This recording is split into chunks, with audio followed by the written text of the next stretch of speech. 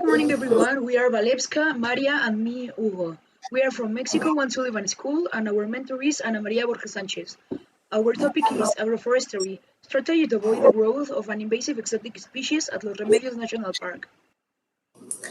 We carry out our project at Los Remedios National Park, which is located in the extreme west of the municipality of Naucalpan in Mexico, a few meters from the Tendantongo Dam. Indeed, this area has an important cultural and natural value. The use of the park is both urban, forestry, and recreational. Its main and original species are eucalyptus, cedar, and pine. Population growth exerts strong pressure on the park, and 78% already has irregular settlements, causing deforestation. Moreover, our school has participated in the reforestation of the park for 20 years, with species of ash, sapling, and oak, to continue having a natural lung in our community. Reforestation are important in the rainy season. However, we had watched that invasive exotic species grows around the main tree.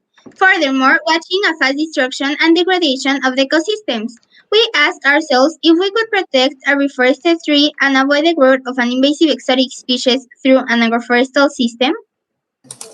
Our purpose is to apply the agroforestry strategy to avoid the growth of grass as an invasive species, in order to recover the ecosystem and protect the forests. An agroforestal system avoids the growth of an invasive exotic species. Agroforestry systems involve combining trees with crops or domestic animals, either simultaneously or sequentially.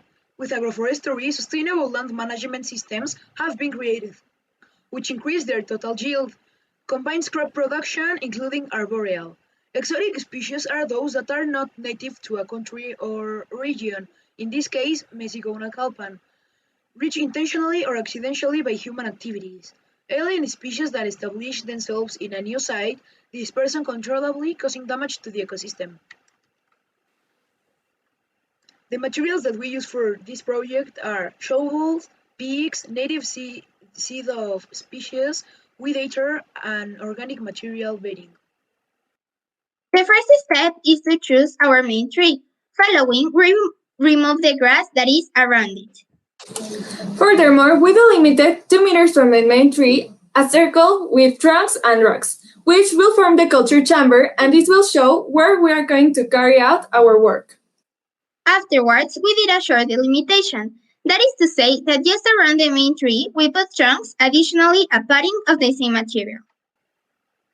Following, we fill those circles with organic material bedding, which can be made of dry grass, organic garbage, or decomposed wood. This so the grass doesn't take its roots and keep the earth moist and warm. Following, we made direct sowing. We planted endemic plants of Mexico, such as beans, epazores, squash, and corn around the main plant in the bedspread. In our school greenhouse, we made the preparation for sowing by transplant. Indeed, since the actual situation of COVID-19, we have to pause it. Fortunately, the direct sowing worked.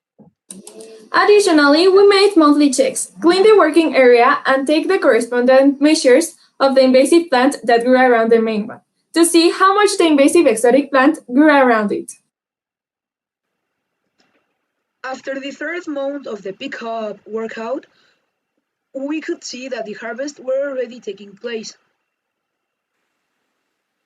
During revisions, we also measured how much grass had entered into our system and if the system has been working correctly.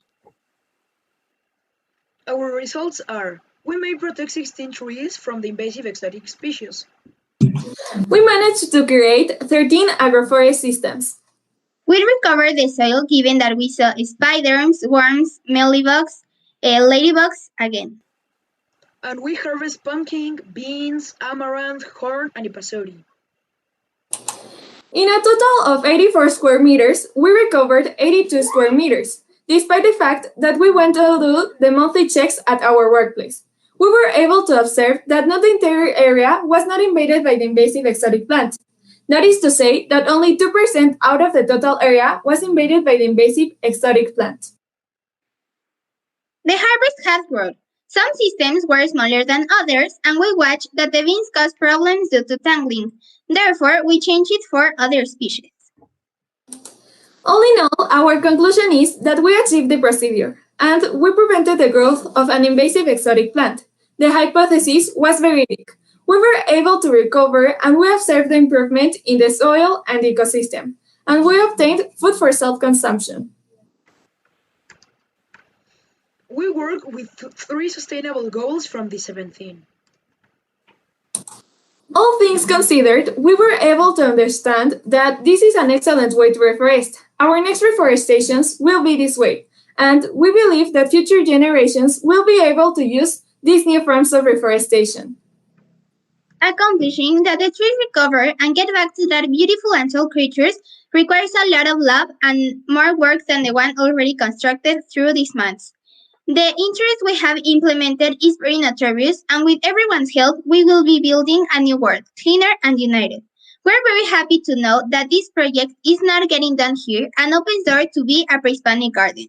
We will continue joining forces every day for rebuild this planet. Thank you for your attention.